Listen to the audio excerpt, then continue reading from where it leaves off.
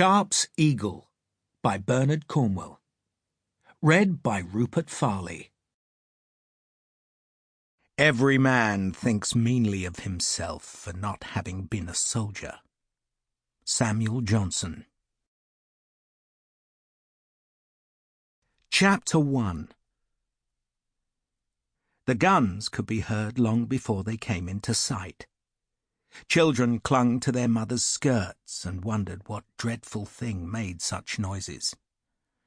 The hooves of the great horses mixed with the jangling of traces and chains, the hollow rumbling of the blurring wheels, and above it all the crashes as tons of brass, iron and timber bounced on the town's broken paving.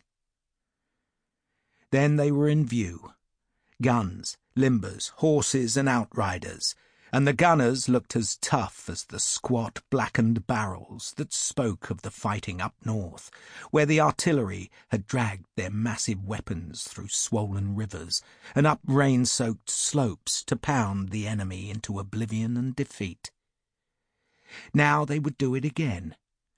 Mothers held their smallest children and pointed at the guns, boasted that these British would make Napoleon wish he had stayed in Corsica and suckled pigs, which was all he was fit for. And the cavalry.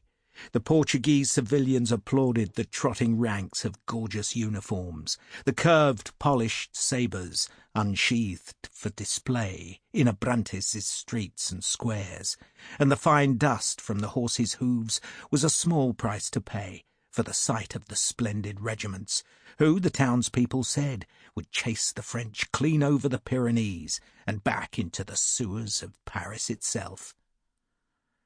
Who could resist this army? From north and south, from the ports on the western coast, they were coming together and marching east on the road that led to the Spanish frontier and to the enemy. Portugal will be free, Spain's pride restored, France humbled, and these British soldiers can go back to their own wine shops and inns, leaving Abrantes and Lisbon, Coimbra and Oporto in peace. The soldiers themselves were not so confident. True, they had beaten Soult's northern army, but marching into their lengthening shadows, they wondered what lay beyond Castelo Branco, the next town, and the last before the frontier. Soon they would face again the blue-coated veterans of Jena and Austerlitz, the masters of Europe's battlefields, the French regiments that had turned the finest armies of the world into so much mincemeat. The townspeople were impressed, at least by the cavalry and artillery, but to experienced eyes the troops gathering round Abrantes were pitifully few, and the French armies to the east threateningly big.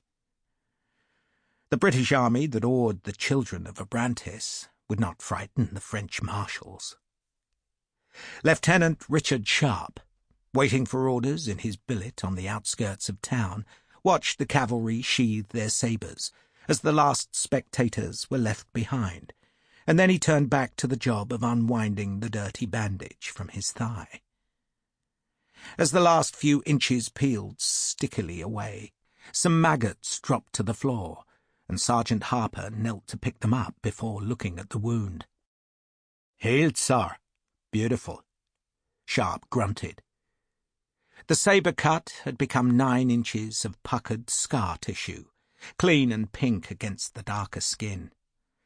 He picked off a last fat maggot and gave it to Harper to put safely away. "There, me beauty.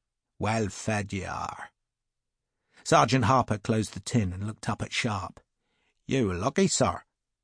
That was true, thought Sharpe.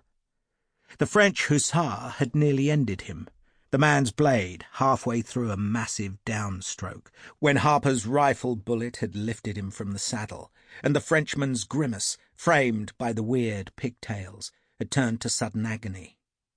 Sharpe had twisted desperately away, and the sabre, aimed at his neck, had sliced into his thigh to leave another scar as a memento of 16 years in the British army.